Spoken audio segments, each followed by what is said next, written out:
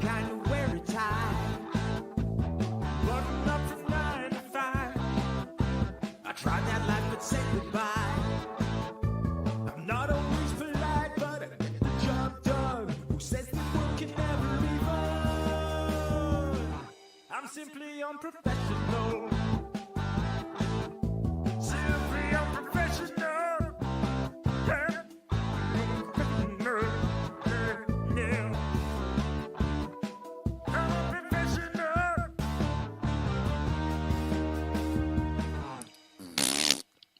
Good evening, everybody. Welcome back to another episode of Simply Unprofessional. I'm your host, Webby. Joining me tonight, we got Devin. Hey everybody, how's it going? Devin, today we're going to be talking about a TV show that I started watching probably, well, at this point, I'd probably say a couple months ago.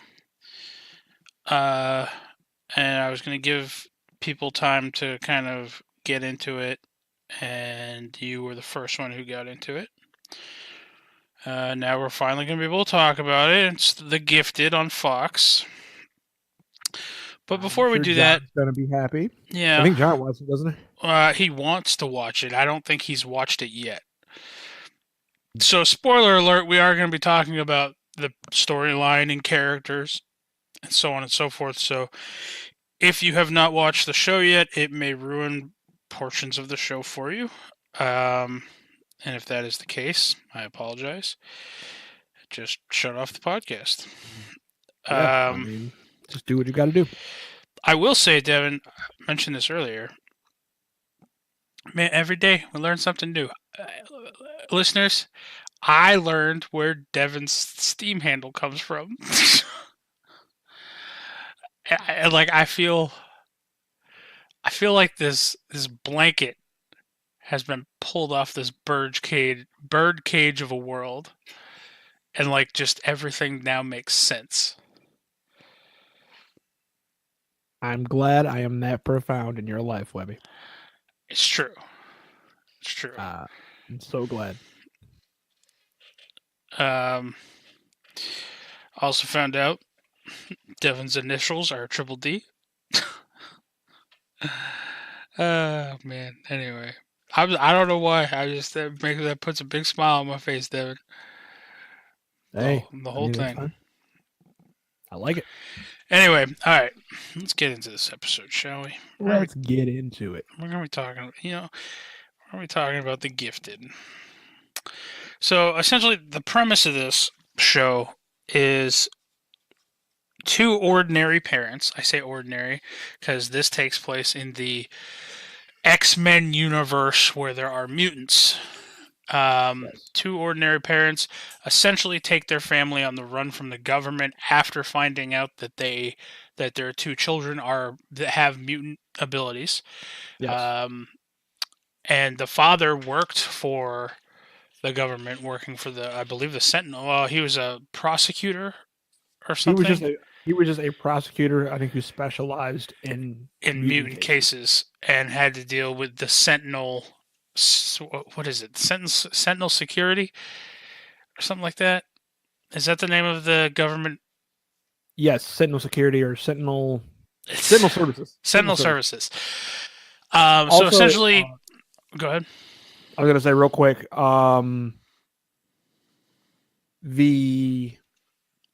This particular universe, this X-Men has been confirmed that it is one of the numerous offshooted universes that we kind of glimpsed in Days of Future Past. So you're going to have some characters who are kind of new to the Marvel world. We're going to be talking about, you can have characters that are in both worlds, or in the movie world and they chose to do that only because it gave them more freedom. Right. And personally, I like it.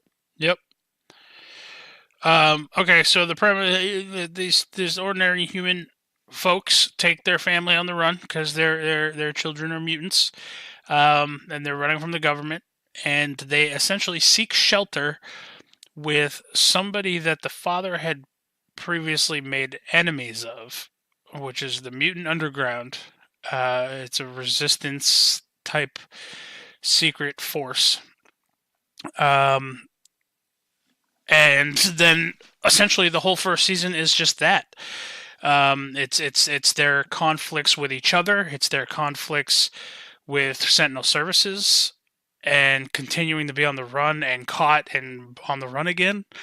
Um, I will say by the end of the first episode, I was intrigued, and by the end of the second episode, I was hooked.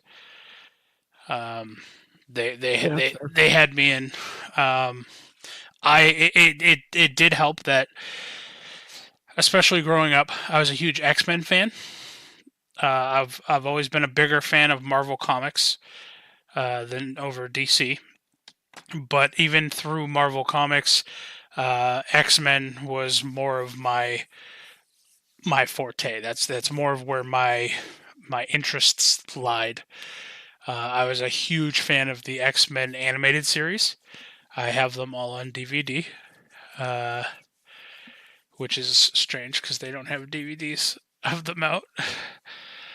Um, but it even got to the point where like you could go down to Pizza Hut and you could get like a comic and a VHS. I believe it was a VHS anyway, of X-Men if you ordered like a pizza. It was strange. Um, so yeah, this world, just some of these characters really had me pulled in. So essentially, let's talk about. It starts off with, I believe, the mutant underground looking for this mutant, right? Unless I'm mistaken. So the Mutant Underground, yes, they're looking for Blink.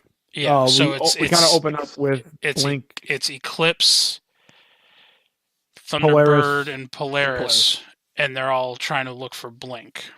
Yeah, they're going to go recruit her, and she's or try to save her because she's backed into she escaped captivity. She ends up in like a warehouse. Yeah. And then, I don't think it's Sentinel Service. I think it's cops just at this point. Yep, just regular old police. Yep. So she ends up in this situation with the police, and effectively, I'm trying to think. Yeah. So they get in there. They go to save her. They do help her save her. They convince her to come with them. They're leaving, and while they're leaving, his name is escaping me. Eclipse gets shot. Marcos he Diaz. gets shot. Mr. Marcos. Eclipse gets shot. And when he gets shot, dude, he like bleeds like lava. he bleeds. Yeah, he bleeds like heat. Like it's pure, weird. Like pure radiant energy.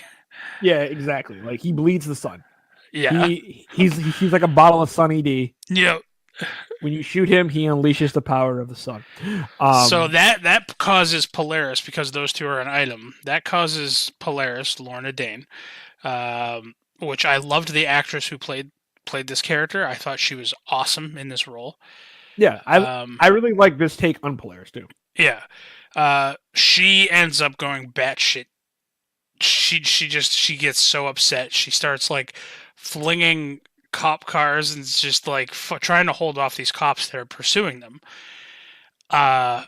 In the process, she ends up getting tased, I believe, and taken into custody. While Thunderbird essentially gets Blink and Eclipse into their van or whatever the fuck it was that they were driving, and they take off. But Devin, the listeners might want to know, if they had Blink with them, why didn't they just blink out of there? Because Blink is still in this world anyway. She hasn't quite got a hold of her powers yet. So which I'm a big fan of. I loved this learning curve and this process through some of these mutants. Blink would be, if Blink was Blink from the comics or Blink from the movie, she would be the strongest mutant in the show. Like, which, I mean, she is still portrayed as that Blink. She's not a different Blink. It's just she's not.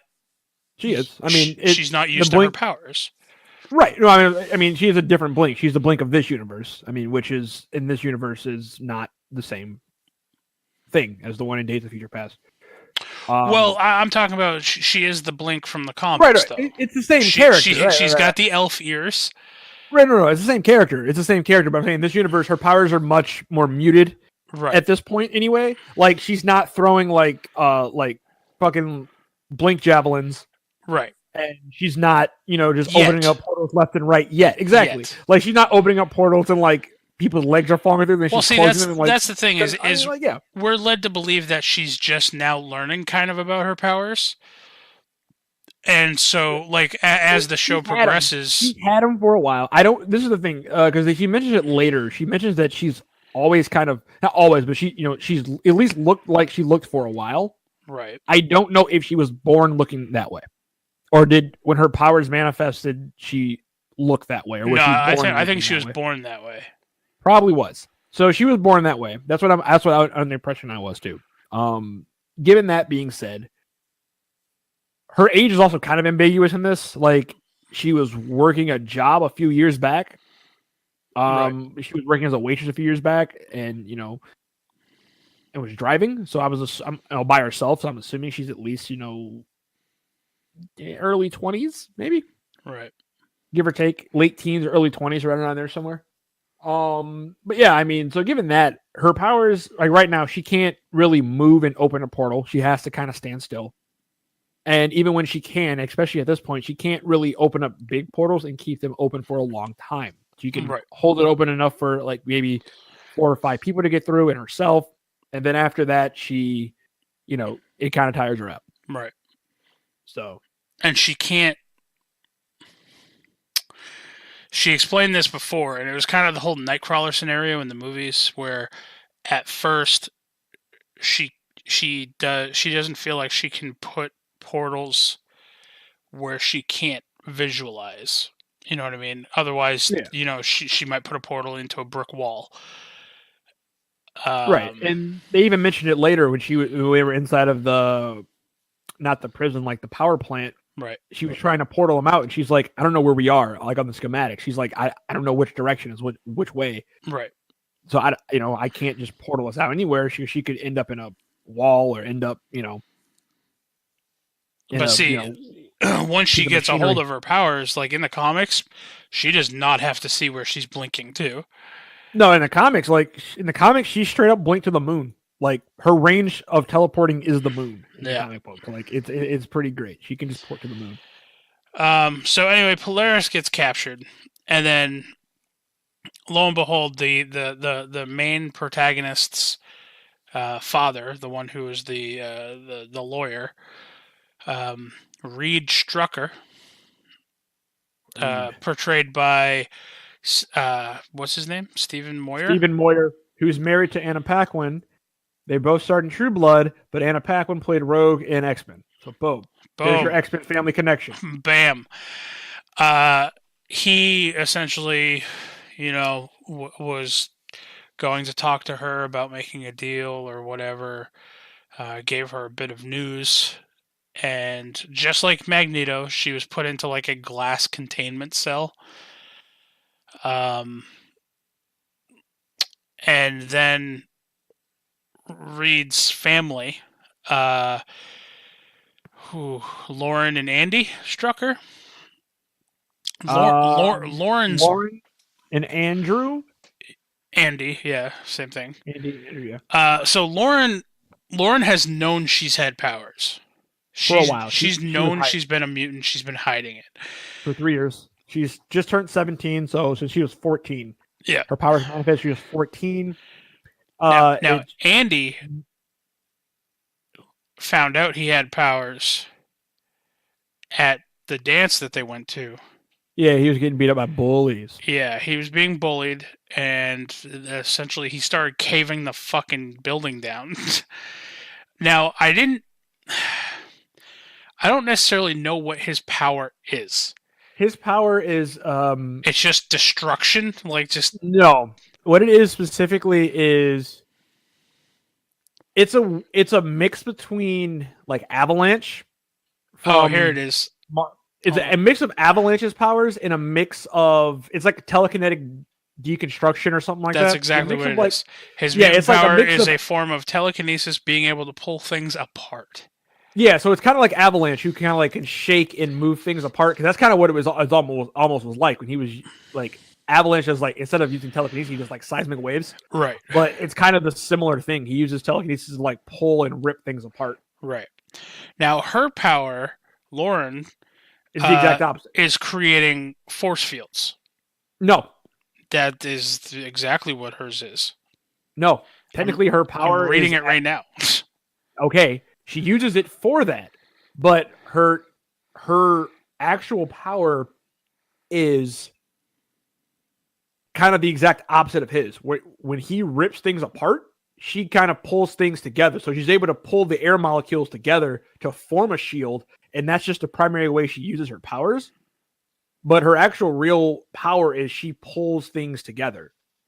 It doesn't have to just be the air. It doesn't have to just be like force fields. She can actually pull things together in terms of, and that's why they kind of work in that way where like their powers cancel each other out. Like we saw in that episode where he tries to hit her with the wave later down the road, and she puts up her shield, which is pulling things together that counteract the force. Or even when they use their powers together on the bus wheel and on the wheel of the car, she used her powers to hone in his powers and control them and focus them. Well, okay. Now, I was more under the impression, like for the wheel part, okay, it was more so allowing him to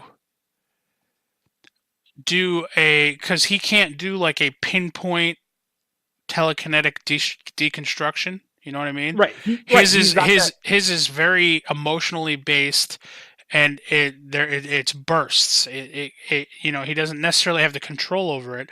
So what she was doing was putting that force field around it to contain his chaos, I guess. Right. Effectively, that's what I was saying. She was pulling his widespread attack. She was pulling it more together and focusing it in. That's what really, like I'm reading her wiki right now. It's under like they list her power as molecular manipulation. They list shield generation, but then if you go down, it says telekinesis. In season 1, episode 1, she can move her shields. When they were trying to escape in the car, she made a shield. Limitations defined as the air molecules the easiest to manipulate. But it's kind of the way it's kind of described is if his powers are pulling things apart, she pulls them together, and really that's what it's supposed to be. But she's much weaker than him, in terms of raw power of what she does. So I don't even I'm gonna say she's weaker. I think she's more close-minded, because I will say this. I think her power, while his power is very destructive, I think hers is destructive, but also more versatile. Right. So it requires a wider scope mentally to kind of comprehend. So she's like later on in the series later on in the season when she makes that ramp for the 18-wheeler. Right. Like she's very focused. She's very right now, like, so she's focusing it and just making these shields and throwing the shields and kind of doing it that, but her power actually goes beyond that.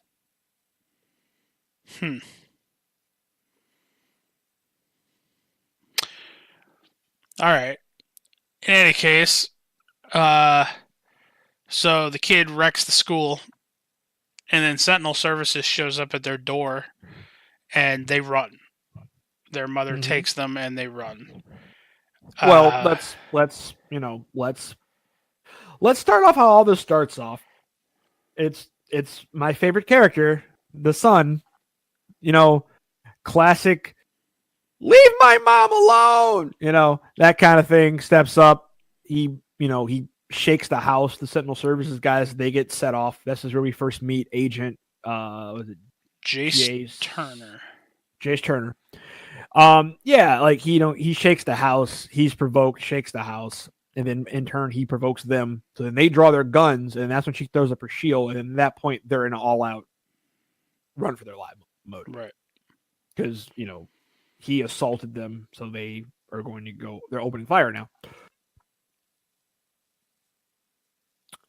Yeah.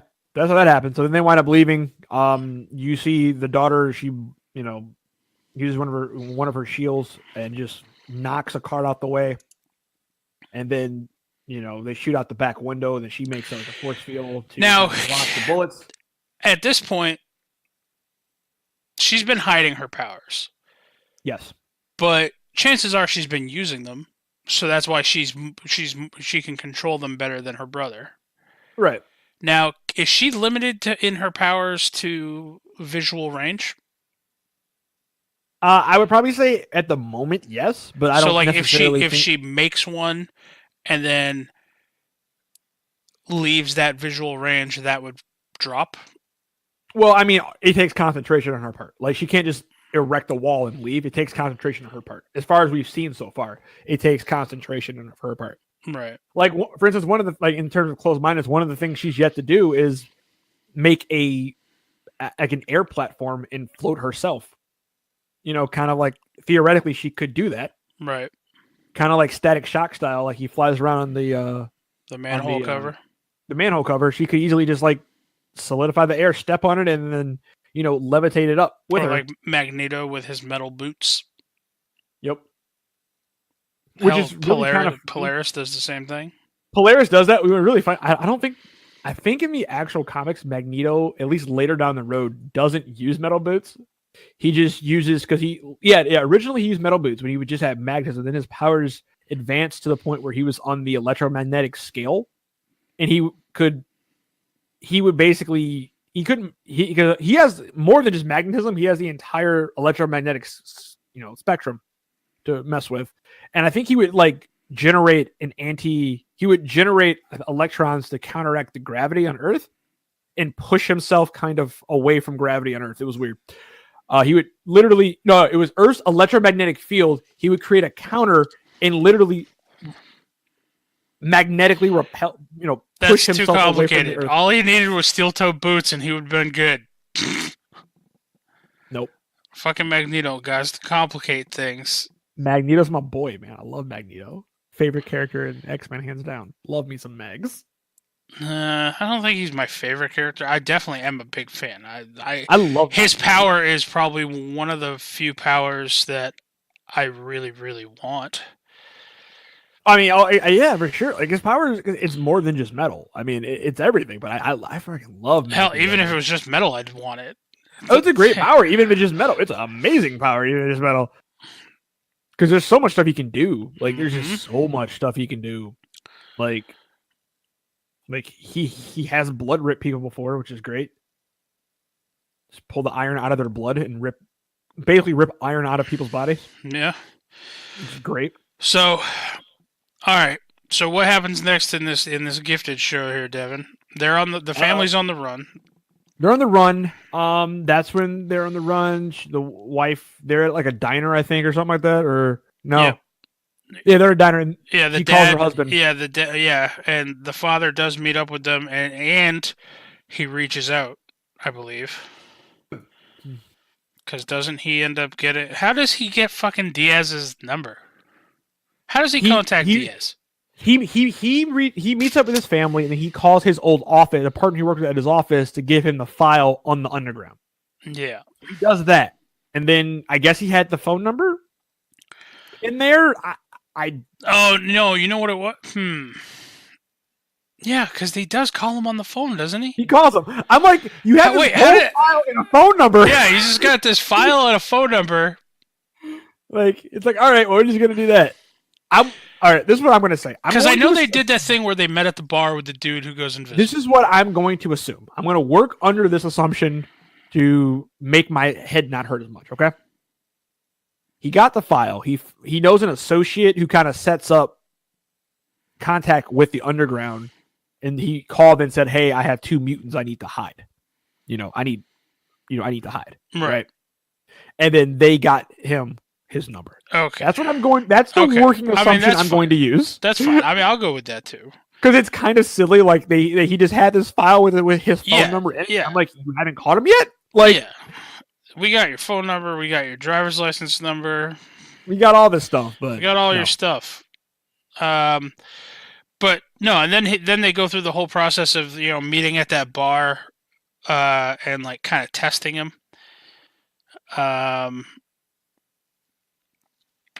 and Diaz actually agrees to help him as long as Reed agrees to try to get Polaris out of Sentinel Service custody. Right? That was the deal. Yes, the original deal was if you help my kids, if you help us get to Mexico, I'll help with trying to get, or I'll help you get her out. Yes. Right. Because he knew the inside of the facility. So he was like, I'll help you break her out if Right. you can get my kids to, what you call it? So, I mean, without going into a complete breakdown, the general gist of this is they end up busting Polaris out. But in doing so, like before they did that, Reed got captured because Sentinel Services chased them through like this warehouse and then released like these crazy ass Sentinel little droids. Yeah, so in this world, they're called Sentinel Servers, but the Sentinels themselves, at least for right now, in this world, are these spider things that can kind of not regenerate, but they can adapt. So, like for instance, one of the legs gets shot off, and he just like shifts his body and then rebalances himself and keeps running. But when they jump on you, what they do is they actually have like anti-mutant. They basically, when they jump on you, they become anti-mutant collars or anti-mutant like harnesses. Oh, see, I didn't know that. I thought it was more so like they injected you with like a paralytic toxin that like essentially paralyzes you. I think it's both. I think they have like that anti-mutant collar technology in them. So like when they latch on, they inject you with it, and they will hug you and just negate your powers. Because think about what's his name. The dude, like he wouldn't have anything to worry about because his skin's bulletproof. They can't get a needle in there. Right. So he wouldn't have anything to worry about. It would make more sense for him to just take all of them and then just like, here, grab me. I don't care. Like, you can't inject into me. So I'm thinking they have that because I know they have the technology to like dampen mutant abilities to a degree, somewhat. See, I didn't know if they did or not. I wasn't. Well, I guess I wasn't paying too much attention to that particular thing. I know those collars. I don't know if they necessarily dampen, but I know they do shock if you use your powers. But I don't, because it seems like everybody who had those collars on that were using their powers, right, were weaker using their powers. They were weaker, and it caused them pain. Right. So I'm going to work on the assumption that they were like dampening collars to a degree. Oh, for sure, those ones were.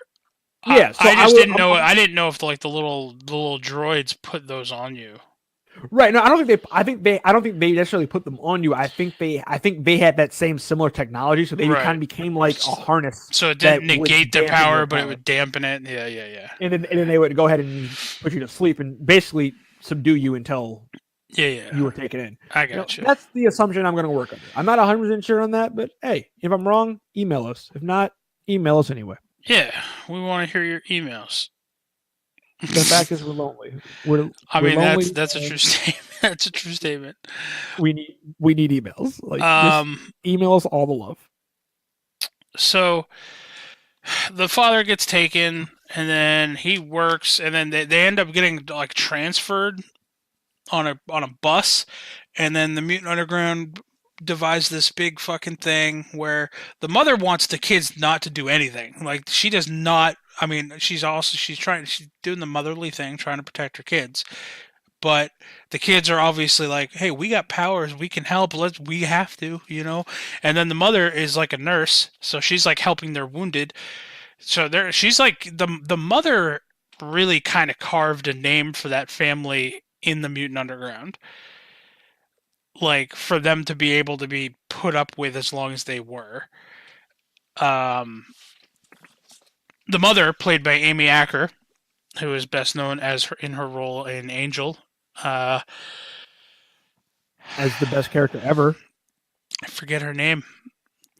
She was the doc, and then she became the fucking what's her name? What is her name? She played. That's what it's on the tip of my tongue. I can't it's remember. Same. She also was an Alias. I never watched Alias, so It was a good show. You should check it out sometime if you have time to do that. It's not, not a requirement, but a good show. You should check it out. You should definitely check out Alias. It was a great show. A lot of red hair. It was good stuff was happening. And I'm trying to buy time and it's not working because my computer is failing me. Don't fail me, computer. Illyria? Yeah, Illyria was the alien name. What was her name before that? Winnie. There you go. Winifred. Winifred. Yeah. Yes. Yeah, wasn't she like a librarian or something? She was a doctor. She was a doctor. Oh, all right. Anyway, She was a doctor.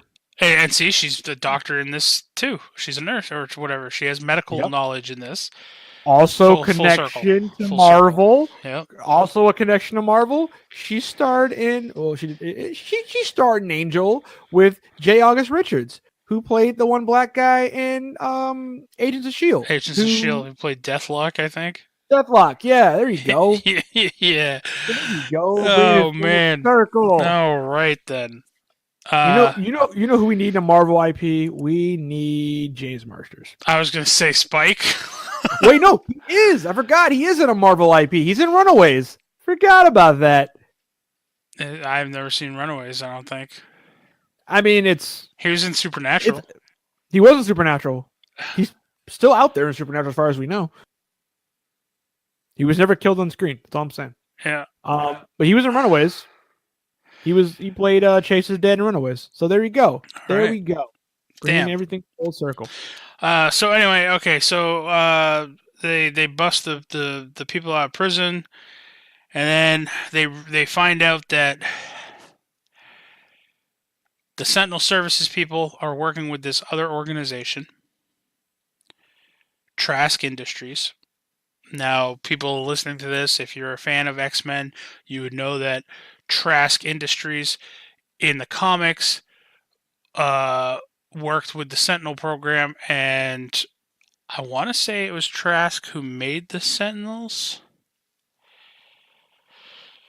Don't quote me on that. It's been a long time since I read the comics. But I'm pretty sure Trask actually created the Sentinels. It was Trask Industries, like the big robotic ones, the big purple ones. But they were experimenting on mutants, and they were trying to essentially combine mutant abilities, and then that kind of spurred Reed Strucker into reconnecting with his father about his grandfather's work. Dr. Trask was the one who started the Sentinel work. Yeah. And then that's kind of where we get the knowledge that Lauren and Andy can essentially connect and combine their powers into a unique ability. I'm not necessarily sure what their power is when they go fucking Super Saiyan there. When they combine their powers, they do say that their vision becomes one, like they become like each other. They become one being. They become one being. And their power when they combine, it's just I know it can level a fucking building. Because it's just like their grandparents or whatever, right? Or their great grandparents or whatever. Yeah. They kind of describe it as, they're able to just kind of feel everything around them. Yeah, like molecules of like the bricks and stuff around you, and just they like can pull effectively, them apart. They can, exactly, rip things apart, and it's kind of, I guess, as they both get stronger, if they, if they both get stronger and they continue to do this, the range would just increase, and basically everything they feel, they can just rip apart. They can destroy anything they feel. They can destroy and rip apart. So when they grasp together, I wonder if they got powerful enough. Do you think they could actually rip the planet apart? No, like rip the fabric of like reality. Sure. Because it's a comic book. Why not? Well, that's the thing is in the comic books, it has been stated that reality is a tangible thing. Like Hulk literally broke reality. He punched Yeah, reality and broke it. He screamed reality and broke it. He punched reality and broke it. So, Yeah.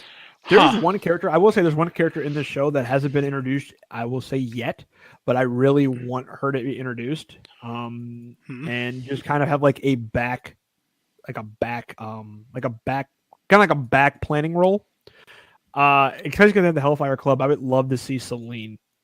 Mm-hmm. She's one of my favorite characters. So I would love to see Celine. Well, speaking of the characters, let's go through. I got a cast of characters here. Let's go through and just talk a little bit about them. We've already talked about Reed Strucker. He's just a normal ass human lawyer. No, he's not. What do you mean he's? Oh well, he was a mutant, but his gene was suppressed. Yes, because his father was successful in suppressing his son's gene, but then it stopped when he had his kids. I haven't fully. I will say this: I haven't actually dove into season 2, but I do know in season 2 I do know in season 2 his powers do begin to show. Not yes, like I think if there was like a scene or whatever, because I fell asleep watching it and I woke up to the scene. He was angry or something, and he like slammed his hand down on like a cabinet or something like that, if I'm not mistaken, and his like wedding ring disintegrated and like part of the cabinet. Okay, so he has kind of the similar power to his power son. as his dad. Yeah. Okay. Kind of that like disintegration. So for those of you who are like, "Oh, Strucker, that sounds familiar," is because they come from the Von Strucker family. The Von Struckers. They do make that connection in the show. So there's Reed Strucker, the not so normal human. There's Caitlin Strucker, who I believe just is a human. She is just a human. Just plain old, Nancy. She's a nurse. She's the nurse. She's a nurse. We got Marcos Diaz, who plays Eclipse. He is essentially the leader of the rebellion of the Mutant Underground. Well, co-leader, I guess. Well, we don't know. Well, because we don't necessarily know. Thunderbird is essentially the leader. We don't know that either. He said so. Well, no, we know there's a huge network because he says he's the leader of this faction. Of that faction. We know there's right. So there could be a hierarchy, like higher up somewhere, that's like there is actually like a true leader or like a okay. Well, I'm talking about this faction then. But off what we know, and they have mentioned the X-Men numerous times throughout the show. Yeah. None by name, I don't think. I think they just refer to them as the X-Men. Yes, they just say the X-Men. The X-Men. But Thunderbird, it is stated that Thunderbird is the leader of this faction. So I guess Eclipse would be like the co-leader or like a lieutenant. For what it sounds like, it's more like a council than just one person. Like it seems like all the adults. I mean, they do vote on a bunch of stuff. Yeah, it seems because it seems like because even at one point when Eclipse and Polaris are arguing, he goes, "Hey, he's like, hey, you're all leaders around here, right. That kind of thing." So people. Well, it's because everybody looks up to them. Right. So I'm under the impression it's more of a like a group decision type thing. Like he's like the de facto leader, but I think everybody still kind of goes, okay, let's vote. Right. And see, that's all fine and good until Thunderbird essentially puts his foot down and says, "This is what's happening," and then everybody's like, "Yeah, okay, we see it that way too."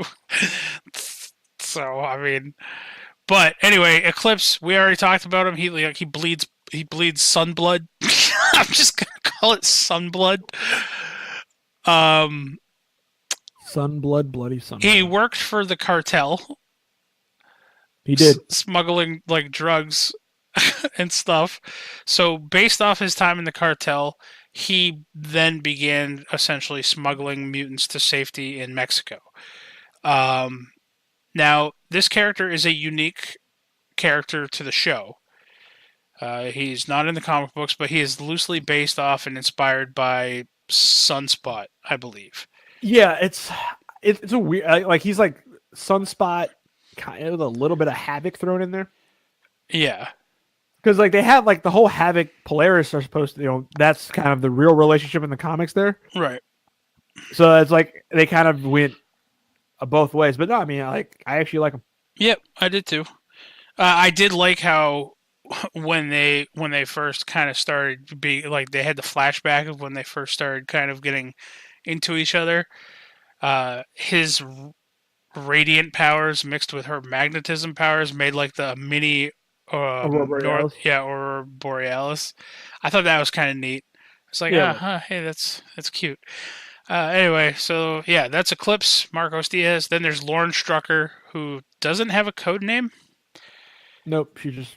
We already talked about her. There's Andy Strucker, again, doesn't have a code name. Yeah, nobody cares. There is Jace Turner. He's the head of the Sentinel Services. Yeah. There's Blink, Clarice Fong. It's really weird. He's the head of the Sentinel Services. Either the Sentinel Service isn't that big of an organization, or I think they're new. Either new, or he just kind of like became the head of the like. Well, unofficially, I don't think he's the head. I love how either. he went from. Well, I mean, it seems like he answers directly. Like when he screws up, he answers directly to the general or whatever. Like that one guy who's like, right before he quit at the end of the season. Spoiler alert. He answers to that guy, but it seemed like he was pretty much like the field commander, like a field leader. I think that's pretty much what he is. He's I'm essentially the top field guy. I love how he's making house calls. Like, you know what I mean? Like when it first happened, he's making house calls, and then he goes to running the show. And it's like, how did that happen? Yep. Then we have Blink. I love Blink in this show. One of my favorite characters in the show, hands down. I love how they portray her. She does not have the pink skin, the bright pink or orange skin. I forget what color it is. But she does have a pink scar that is gradually getting larger. It starts off as just a small little thing below her eye. The more she uses her powers and exerts herself, it does get larger. She does have the elf ears and she has purple hair. And she does have I forget what, like really green ass fucking bright green eyes with like the cat eye type things. Also getting bigger as it goes on. I think one of the best scenes with her in it was when she fucking was passed out, and she kept opening up blink portals like fucking everywhere inside the vault or whatever. I loved that scene, that whole fucking series of events. Mm-hmm. Then there's Thunderbird, John Proudstar. He's probably my favorite character. I'm conflicted on how I feel about their portrayal of him in this show, but at the same time, giving some sort of visual or audio clue of his powers so you know that he's using them, I guess I kind of like what they did with what they have. So, like when he's tracking people, he essentially, you see him and he'll like put his hand to the ground and he'll concentrate, but then he starts seeing visions of them, and that's when he's like, oh yeah, they're over there, or they passed through here X amount of time ago, or whatever. Well, yeah, I mean that's I think more so just for the viewers, right? That's what I'm saying. Oh, okay. Is I don't want people thinking, if you're watching the show, that like Thunderbird legit gets visions of people. Like that's not how his powers work. But he's not, for show purposes, they had to do something. Psychometry. He doesn't have psychometry, which would be like, touching something and then seeing an interaction from it. Right. He does not have Spirit's touch from Vampire the Masquerade. Yes.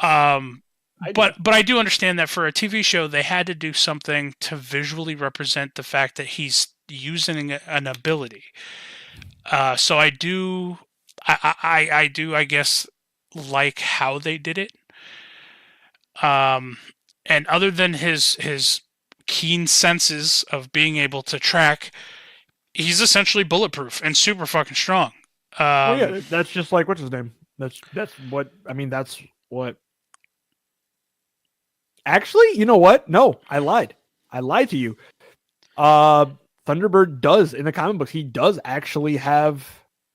Oh no, sorry. In this, they list his powers that I want to see if he has in the comic books. In this, they actually list his powers as. And it could have been the person who's writing it not understanding this, but on the wiki, they actually list his powers as foresight, which I don't necessarily know if that's true. No. So it's confirmed in the San Diego Comic-Con interview with who? Yeah, in the San Diego Comic-Con panel, they gave him foresight.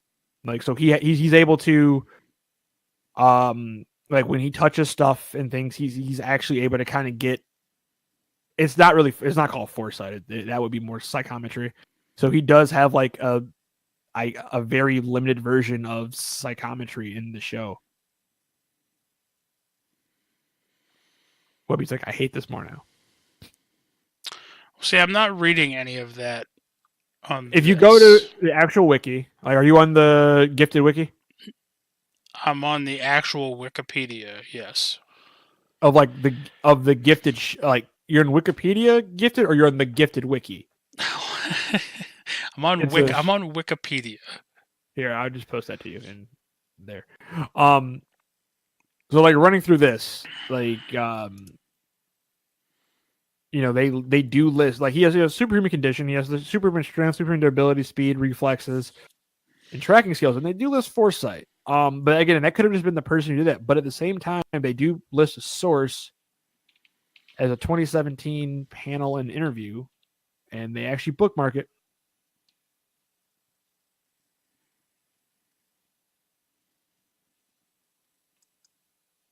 Well, I'm looking into this now.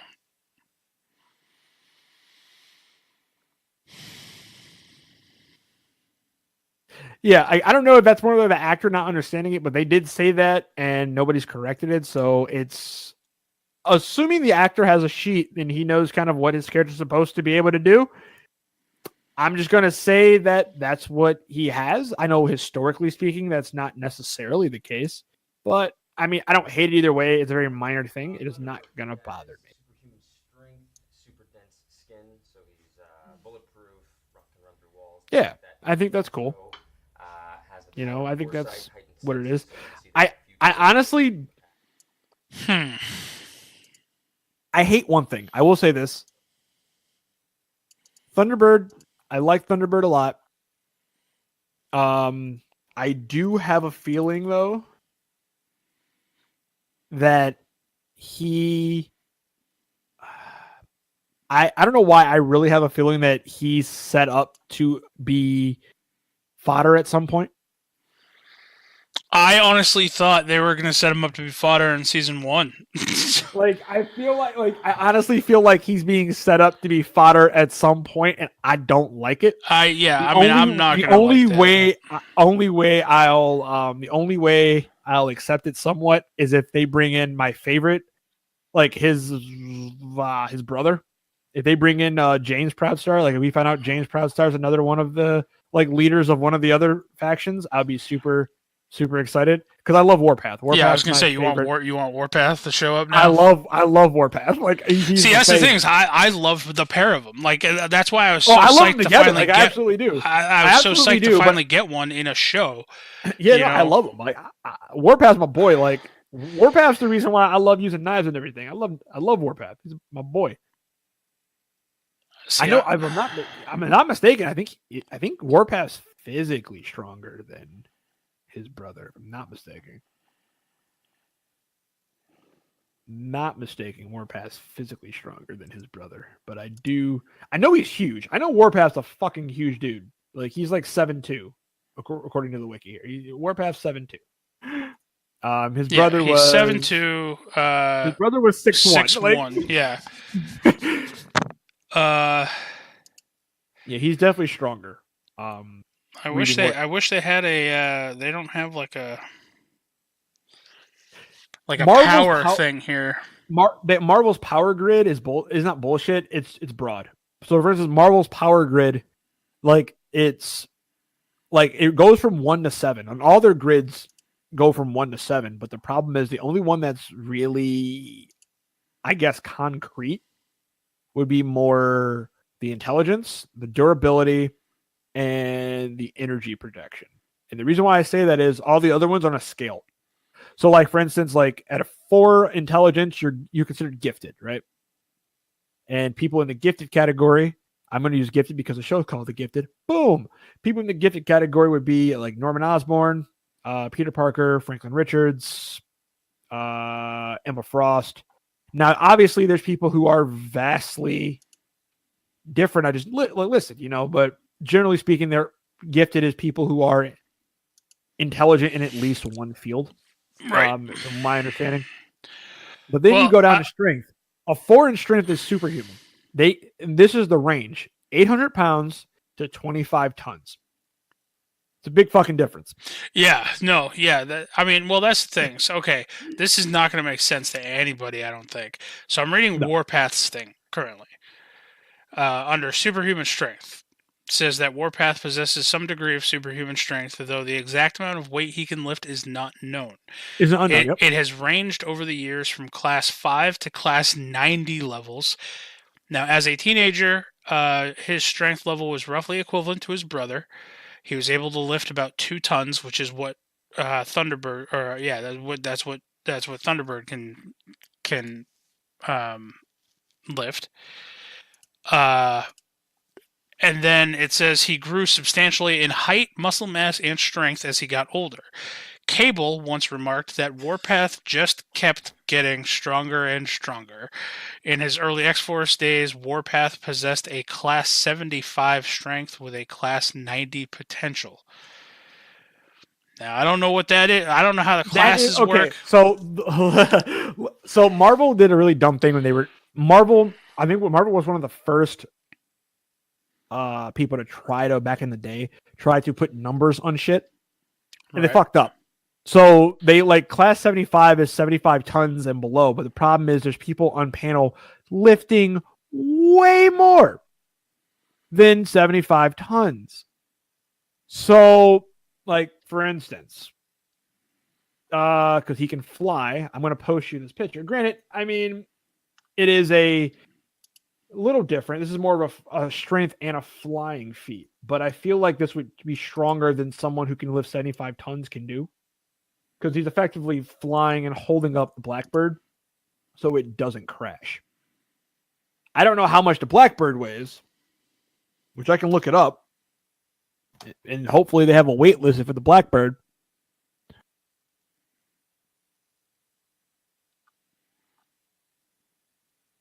Blackbird is, let me tell you. Yeah, okay. So these strength classes are like, so class 75 is just somebody capable of lifting 75 tons above their heads. Yes. Right. Now, what's the cap on the class? It literally hits a point at class 100 plus. It just means that they can go past that. Like that's literally it. So to give you an idea, the B-2 bomber, which is roughly not exactly the same size. Well, actually, it's about the same size as a little bit smaller. The wingspan is, yeah, it's about that, give or take. But the B-2 bomber weighs about 71 tons. So I mean, you look at that, right around there. But it's one of those things where like there are a lot of people on panel. Like for instance, if I'm not mistaken, Thing is still classed at class 90. When he's clearly above class 90. In terms of Thing strength feats. If I'm not mistaken, on like the thing he's still classified as like class 90 or class 75 or some shit, and he's clearly above that. Okay. Yeah, here. Dramatically, he was rated over the years. He was only strong enough to rate it as a class 5. Over the years, through rigorous training and further mutation, his strength dramatically increased to the point where he was rated at a class 85. The rating system is only for comparing characters with each other and should not remotely be taken literally. Right. If that makes sense. So that right there tells you the rating system is bullshit. It's basically like, oh, you have this character class 85, this character class 86. Doesn't necessarily mean they can lift 85 and 86 tons. It's just that he's different, that much different than this person. Right. Well, I mean, according to this anyway, he's He was rated at a class 85 at one point, but his latest rating put him at a class 100. Right. I prefer the way I actually prefer the way DC does their ratings on this one. More so. I like how Thing's greatest feat, or his most impressive feat, is getting knocked out by the Hulk. No, his most impressive feat was to overpower a pile driver mechanism stated to be powerful enough to push through a planet.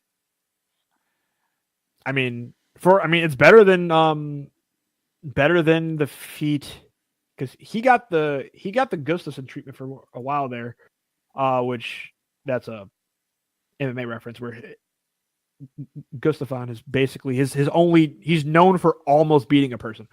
Yeah, constantly almost like beating the Hulk, but then getting knocked out. Yeah, exactly. That is what thing is originally that was his thing. Like, no pun intended. For a while, like his best feats was he almost overpowered the Hulk here. Like that is a feat, but that's sad when that's your go-to feat. Like, but he almost got one over on the Hulk here. It's like, okay. I mean, Ghost Rider got one over on the Hulk. Although Ghost Rider could beat the Thing. Oh, hey, fun fact. So his superhuman durability, because the Thing is fucking a rock, literally. Yep. So he can withstand and resist extremely powerful impact forces such as, a Hulk punch, which the Hulk is far above class 100 strength, which makes his punches devastatingly strong. He can also withstand exposure to high levels of explosives, like being struck with a bazooka, without sustaining any injuries. His body can also withstand extreme temperatures. However, he could not withstand being slashed by Wolverine's adamantium claws and sustained a facial injury, making adamantium one of the few things that can pierce Thing's nearly impenetrable body. True. This is my question, though. His skin, is it actually a rock? Is it actually rocks? Or is it like rock? It is a rock-like composition. Okay. Because I was going to say, could he actually survive being smelted? Like, would his joints just all solidify into one thing? Like, if they smelted the Thing, can you smelt the Thing? It says his body can also withstand extreme temperatures, but I doubt that means smelting. Like, can you put him in? Can he get dunked in lava and be okay? Because theoretically, it would smelt into like a smooth rock across his body, so he would basically be what do you call it, right? Like he would be like he wouldn't have joints anymore. He would just be a solid rock who couldn't move. He'd be a statue. So wait, hold on. The Thing's able to turn back to human form once a year. What? According to this. Sure. Why not?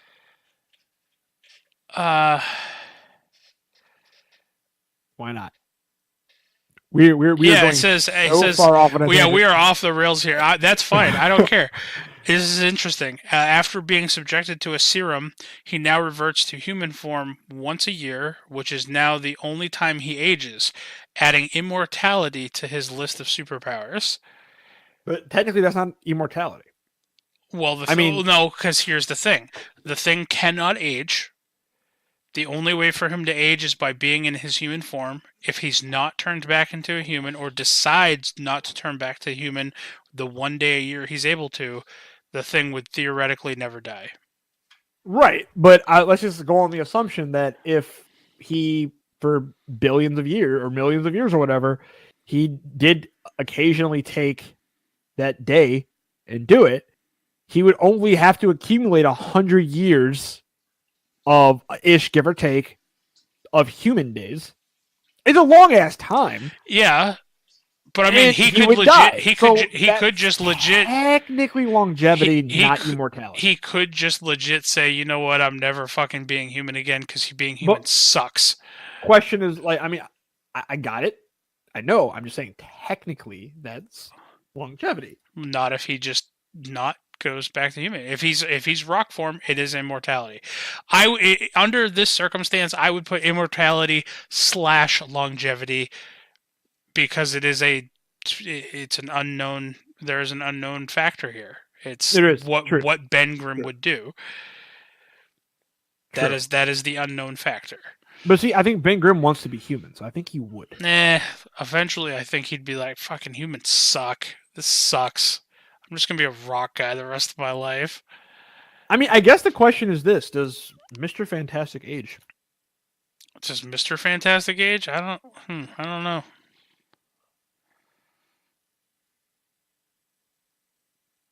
I mean, because he's kind of like Plastic Man. Oh my god, he has a weakness.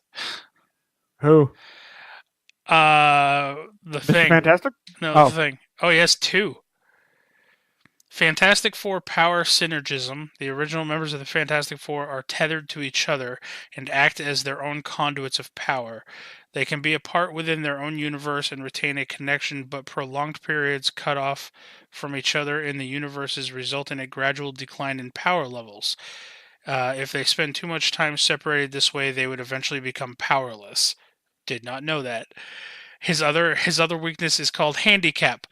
Ben Grimm is unable to use normal everyday appliances due to his sheer size, weight, and strength. His powers have also robbed him of his sense of touch. He doesn't have the touch, but he does have the power. And he can't make toast. Yeah, he can. No. It says he's unable to use normal everyday appliances. He can't use a fucking toaster. Yes, he can. No, You he just would have to- push down. No. He would push down that little tiny thing and just fucking push the toaster right through the fucking countertop. It would take time. It would take. Nope, He can't. I'm under the impression the thing can no longer make toast. You know what he would do? No, you know what he would do? He would just hold his hand into a fire and then just take it out and just put the bread on his hand and just cook it that way. He probably would, but A brick oven. He is a mobile brick oven pizza maker. You would bring it back to pizza. Listen, who would not bring it back to pizza? I'm just saying, you would bring it back to pizza. I'm under the impression that Thing's weakness now is he can't make toast. That's going to be the ongoing joke from now on. He's in a battle to the death, and the guy's just like, "You may beat me, but at least I can make toast." He's just like, "Oh, you got me! Oh, you Damn. got me!" Damn!" He just goes into like this esoteric crisis of like he can't make toast. It just breaks down on panel. He goes to what is it, Mojo's Planet there, where it's like televised fights and stuff, and they're like, "Today's fucking competition, a cook-off." It's like, no. Not today. God damn it. Thing can't make toast. Anyway, we're going to get back to the Gifted. That's the episode title. A Thing can't make toast? Yep. I love it. I'm going to use it. Oh man, we've really got off the rails here, huh? Okay. We did. We're just going to talk we're going to wrap up by talking about the rest of the characters here. There's not too many on here. We got Polaris, Lorna Dane. She controls essentially magnetism. She has her papa's abilities. She does have green hair. When we first meet her, she has black hair. But then later on in the prison, she takes a shower and we find out that she dyes her hair and all that shit comes out. Or paints her hair. Yeah, she paints her hair black, right? Yeah. Yeah. That's what I was. So, yeah, good. She's introduced as being unstable due to bipolar disorder.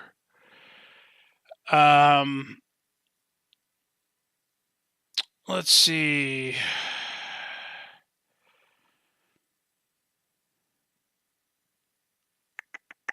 That's all I really got. She ends up like taking down a jet. That's all I gotta say. That's all I'm gonna say about her. Next we got Skylar. She takes down a jet and she kills the senator. Now here's one for me. Yep. Because in the comics, I don't believe they're sisters. Who? The next one we're gonna talk about are the Frost sisters. They are. I don't remember them being triplets in the comics at all. They are actually not. They're quintuplets. There are 5 of them. There's 5 of them? There's technically 5 of them. I did not know that either. Their initials spell out spice. Oh. Oh, okay, yeah, because in here it says. Yeah, the step for cuckoos. Oh, they changed one of their They sisters' changed one of the names. names. Originally, it was supposed to be Spice, and I guess one of the guys, some like an editor didn't like it, so he named her Mindy. So then they rechanged it and put her as Irma, and then put her middle name as Mindy, or her like nickname as Mindy.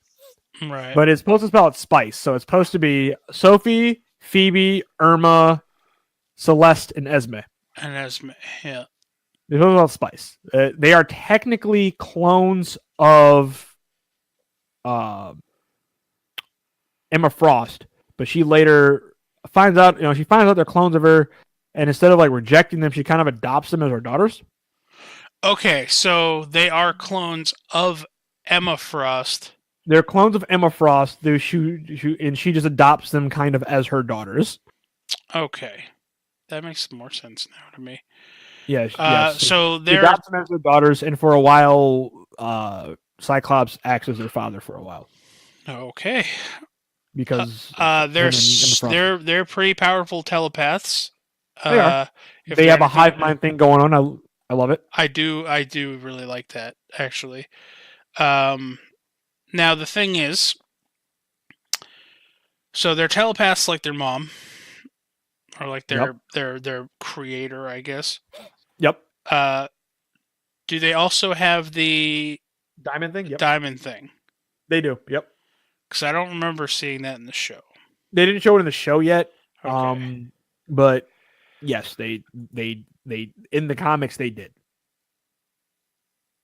Okay, and that's, I mean, essentially those are all like the people. There were other, side characters, like there's that cabbie guy the bartender who goes invisible.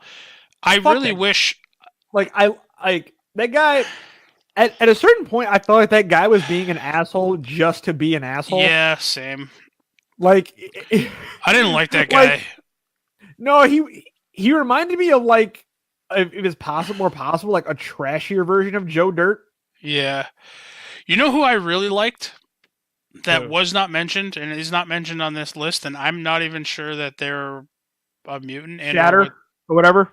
Or no, but I did like Shatter. What is it? What is his fucking power? He just literally weakens Shatter. stuff. No, so Shatter he's actually he's strong by being resistant, I believe. I don't think he's actually like super strong, but he's strong because he's resistant to stuff, so he can basically just punch harder because he doesn't feel the pain because he doesn't bother him. Right. But what he can do is he can basically turn things like brittle. Right. Okay. So he's really dangerous in fighting him in close range because if he grabs you, he can turn you brittle and then break you. It's fucked up. No, I did like that guy. Like, he had a unique look to him, which was fucking sweet. But no, Yeah. I really liked the chick who fucking was like the tech chick. Oh, Sage. Sage. Sage is really cool. She's really cool in the comics too. Hold on. Her powers are really cool in the comics. I was gonna say, like, what are her powers? Like, she's She's, like probability or something, right? She's basically Brainiac. So in the comic books, her power is she has a computer mind. She's a mutant with astonishingly advanced intellectual capabilities forged from a mind that works the same as a supercomputer would. So her mind is she's basically Brainiac. She has a photographic memory. She can multitask. She has a kinetic memory. All great people, photographic memory. Yep. She has a kinetic memory. Which means she can perfectly execute any skill that she has seen once. Okay. In the comic books anyway, so like if somebody does something, like she could replicate it immediately. Okay. She also has a self-mastery, so she has complete control over her body. So she can make toast. She could definitely make toast. She also in the comic book, she also has biokinesis. To a degree, she can like perceive the DNA in cells and shit. Like she can perceive people's DNA and stuff within close range. She can jumpstart other mutants' powers. So like if they're latent abilities, she can jumpstart them. I don't know if all these are going to be in the show. Like I think they're just sticking with the with the computer mind, with a computer mind, which is why she's able to calculate probabilities of determining like really quick. who's going to be problematic and whether or not to bring them in or turn them away, type of deal. Yep. Yeah. Yep. Yep. Yeah. So that was kind of where she is. She's also she also has slight telepathy. All right. Yeah, because I really liked her in the show, and then she was cool. She really wasn't cool. like a main character, so no, she was a main background character. Like her and Shatter were like main background characters. Fucking Shatter, that dude, man, he was sweet. I liked him. Yeah, he's dope. I love my favorite scene with him though is when he's running in. He's like, I couldn't stop them. They're coming. And it's like, who? And then the Stepper Cuckoo step in. It's like, oh, okay. Yeah. Yeah, that happened, and I love the fear guy, like the guy that just like causes this existential fear over everybody. Like, he just like focuses. And, the guy who is doing like the perimeter guard. Yeah, he looks like a dark elf or something. Like, he looks like a dark elf. Yeah, I love him. Like he just causes them to be afraid. Yep. I mean, think about it. That's really good security until that shit just doesn't work. Yeah, I mean, well, and I love why it didn't work though. He's just like, I already experienced my worst fear twice. Yep. You know? Yep. I mean, that's true. Love it. You know, and I love that. I actually really like the girl too. Like she died, it is what it is, but like I actually really like the girl too. That what'd you call it? The one that who can like implants write memories and shit. Yeah, memories and stuff. Yep. Well, I mean, we're past our hour mark, but I mean, first I want to say I'm really glad that you watched this show, Devin, because I wanted to talk to somebody about this show when I was watching it. All in all, you just finished season 1, right? Essentially. Yep. I just finished season 1. I'm probably gonna dive in season 2 only because I have nothing else to do. Like I don't have any other shows to watch, and I mean, there's 6 episodes in, so they're halfway through at this point, just about. Because I think it's 13 episodes total. They're halfway through. So season 2 actually is 16 episodes. Okay, so about a third of the way through. I mean, which is fine. Because I think The Gifted comes on. That I cannot tell you. All in all, what did you think of the show overall? I liked it a lot. The only person I didn't like was Andy. Yeah, fuck that kid. It comes on Tuesdays, and that's fine. You know, like Tuesdays works for me, so that comes on. Yeah, I really liked the show overall though. Like I really like the show. I kind of want to see what they're gonna do with the daughter. Yeah. Like I felt like she was kind of just like she helped out. She was never in the way, but I felt like she was just kind of baggage in the first season. Yep. No, I hear you. Like I definitely liked her. I love the actress that they used for the Stepford Cuckoos. I loved her. Now, question. Yes. Because we already know, or at least I already know, your least favorite character was Andy Strucker. Who is your favorite character? Obviously, my favorite character was Andy Strucker. No, okay. Honestly, you are an enigma, sir. I'm kidding. Time is a construct. Time is a construct. My favorite character, seriously, I probably had to say Blink. Yeah, like, I love me some Blink. And I think her character felt the most real. Edquist will like to hear you say that. No, I mean, like I love Blink. I love Blink in the comic books. She's dope in the comic books, and she's dope in this. Surprisingly, I actually didn't like her. I like this version of Blink more than I like the version of Blink in the Days of Future Past. All right, but I really do like Blink. I like saying the actress's name who played her in Days of Future Past. Who's the actress? Fong Bingbing.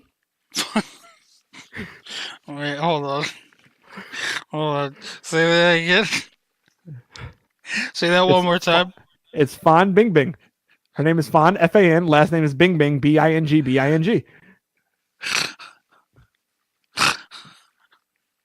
Oh man, that makes me laugh. Oh man. All right. I love saying her name. But no, seriously, like I actually really love like the one in there wasn't terrible. I like the way she looked. I like that look of her. I think I like her person. I like her personality. Like I like how she's portraying her. She felt the most real. Like she felt She felt the most. She was the most relatable and the most real character in the show. And in my own canon, I feel like she's the main character. I think she's like the first character we're introduced to. I think she's the real main character. Fair. Like, Fair. you know. Yeah. Yeah. No, I mean, yeah. I love it.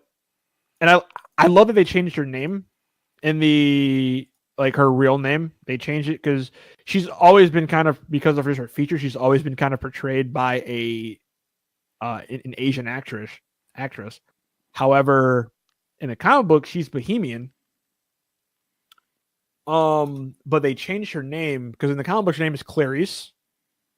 And I think in the Gifted, they changed her name Claire. to. I think it's just Claire. No.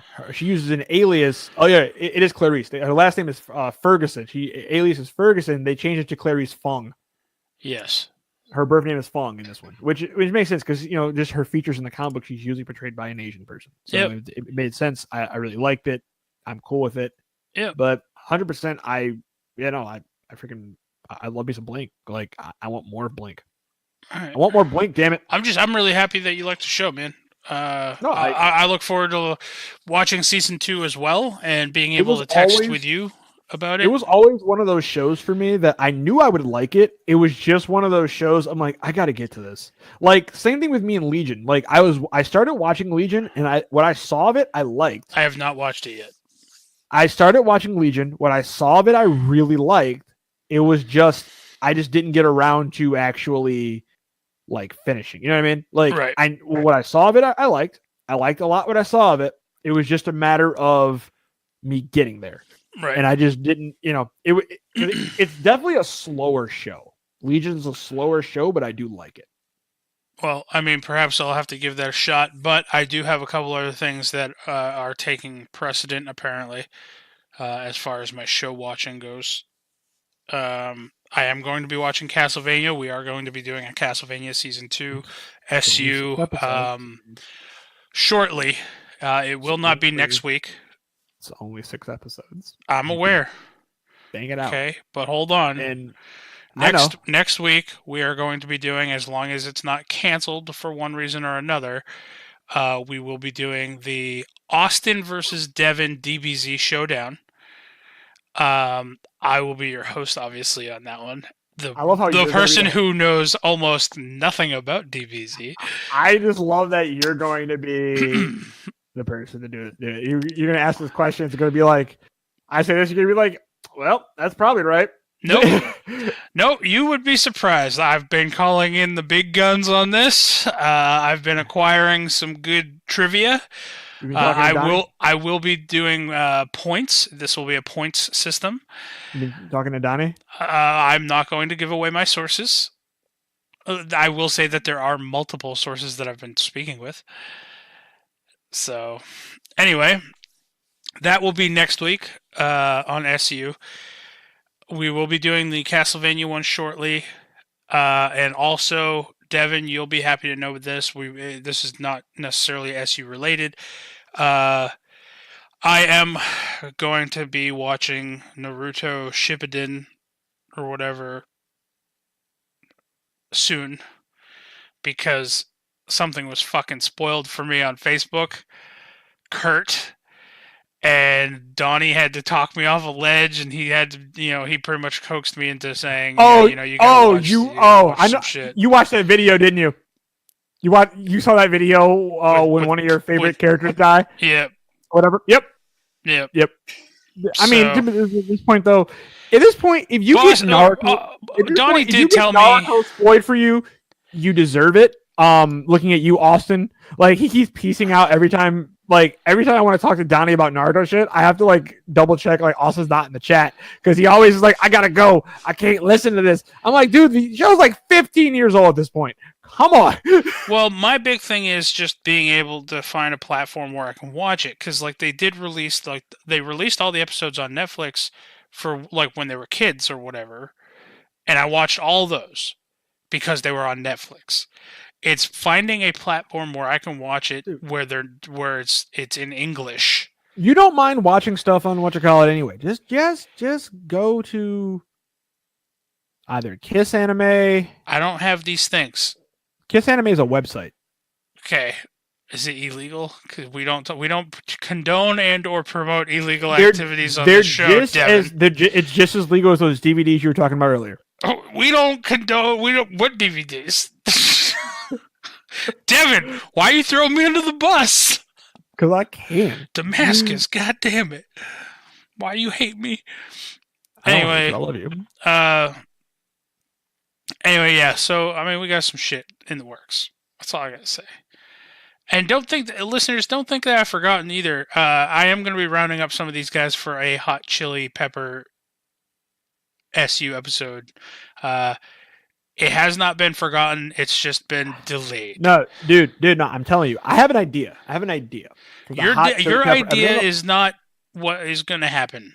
No, but listen, I think you'll like this idea, and I think you'll get more people to sign up for this idea. Are you And I think are you you wanting to promote this idea live on SU right now? Yes, that's fine. Hear me out. Okay, so how about we do the hot chili pepper, because we're all going to be in camera anyway. It'll work out for the December live stream. Oh, The SU on there. dude, because then we're gonna have to play all the games afterwards, and we're I still gonna be know, I know, recovering from but- the chili but- pepper. But how about we turn it into, we have like somebody like John who's not going to play. Have him host a game, like a Jeopardy style game show where we write down our answer and we reveal our answer. Oh So he asks the shit! question. Everyone who gets it wrong has to eat, and there's 5 chili peppers. So when you get 5 questions wrong, the last one you're eating the hottest pepper, and then you're out of the game. So if you get them all right, you don't have to eat. Now, how do you? Okay, so then obviously, if you eat your 5th pepper, You're then out, you're of out the of the game, so you've lost. Now, how do you determine the winner? Is it just who eats the least amount of the peppers? Yes. But Who eats what the if least there's a amount of tie? pepper? Well, Like- I mean, if like, you have what if Devin? What if you and I went into this contest and, 3 or 4 other people who are doing this with us have all fucking been knocked out, and me and you have not eaten a single fucking pepper yet, because we're just that damn good. Then that's when John will go and start throwing in some curveball questions and get us out. Well, that's And my it could be- question: is should it also have a point system? Like, should I have John put a point system to it? Well, yeah, no. Well, I mean, yeah, that would work. I mean, if it's a like point you said, system, Jeopardy, where it's all from. But there is very much a true, like, for every question you get right, you get a point. So if you have one person at the end, 2 people still in the game, the last question, let's say there's 50 questions that are asked, or 25 questions that are asked, or whatever, the last question that comes up, you both get it right. You're both still in the game, but the person who wins the game is the one who, I've only ate 1 pepper, you've ate 2 peppers. So my score should beat your score. But if we get to a point where there's 2, because at this point, if we're all the way at the end and we both have the same amount of peppers on the board, our scores are going to be the same, regardless. All right. So then it just has to be pick 5 or 6 questions. Pick 5 questions that are So essentially, very hard questions, or just make it round robin. Do it that way. Make the winning decision, have 10 questions, make it round robin. Like the 20 questions, two down to 2 people. Literally, you ask someone a question, they give an answer. If they're right or wrong, they give an answer. It's like, oh, answer's wrong. And then it goes over to you. If you get it right, you win, and I got to eat a pepper. And I would even throw in a caveat to make people not want to do it. You cannot have a drink until the game is over. oh fuck. Dude, at one point I would just be sitting there saying, it's my turn next. I don't give a fuck. The answer is 5. No, cool. I'm eating this pepper. Where's my next turn? No.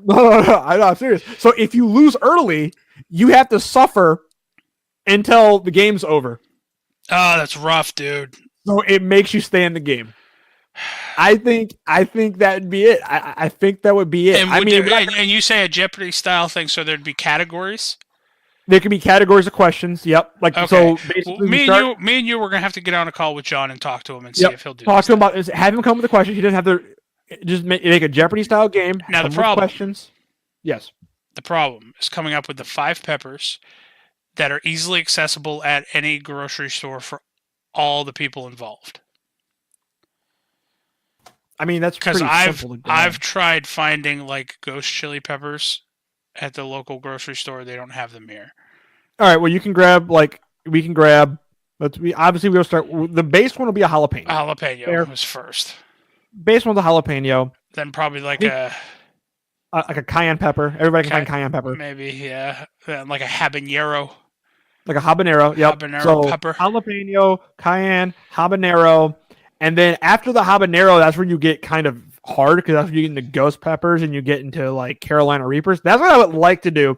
I would like to go. Listen, let's not kill me, okay, Devin? Because Well, I mean, there's only a few. I have an ulcer. Okay, I like spicy stuff, but I do have an ulcer. Just stay in the. Okay, here. Let's make it easier. Let's end on the ghost pepper. How does that sound? That's So the we- problem. I don't know how to get a hold of a ghost pepper. Hold on. Unless somebody can mail me like a jar of them. I can get some for us here. Hold on. Well, we don't have to do this on air right now. We're gonna wrap up.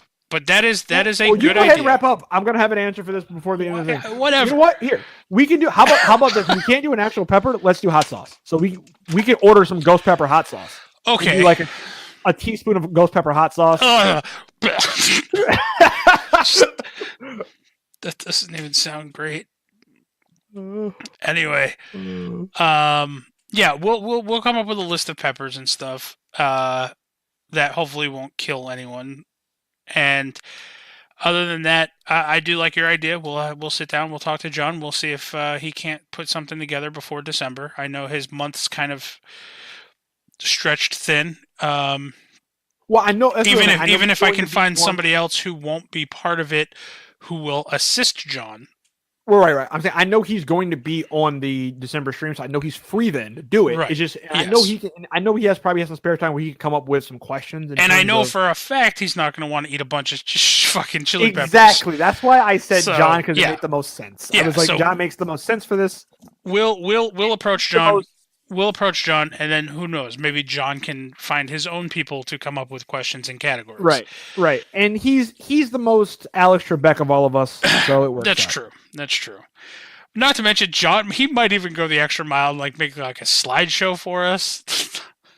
He probably will. I mean, I would And love like that. added the music. No, because that's copyright stuff. We wouldn't be able. Cause We can make our own. yeah. Well, actually, we can. To a degree. I'll just have Ross do. I'll have Ross put together like a little jingle thing for like theme music for like wait music. I'll say, hey, Jeopardy theme like wait music. Give us something similar, just something to just kind of bob our head to while we're waiting for people to write down answers. Anyway, okay, we're gonna wrap up the episode.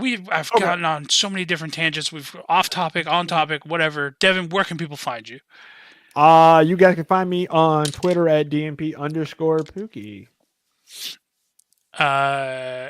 You guys can follow me on Twitter at JaxForestWalker, all one word, on Twitch at DMWebby, on Instagram at Patrick.Webster52.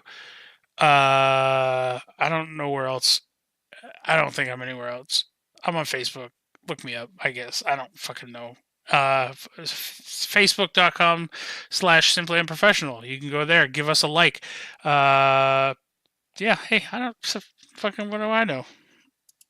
It's like we're fucking. It's not like we do this every week. Nope. All right, that's all I got.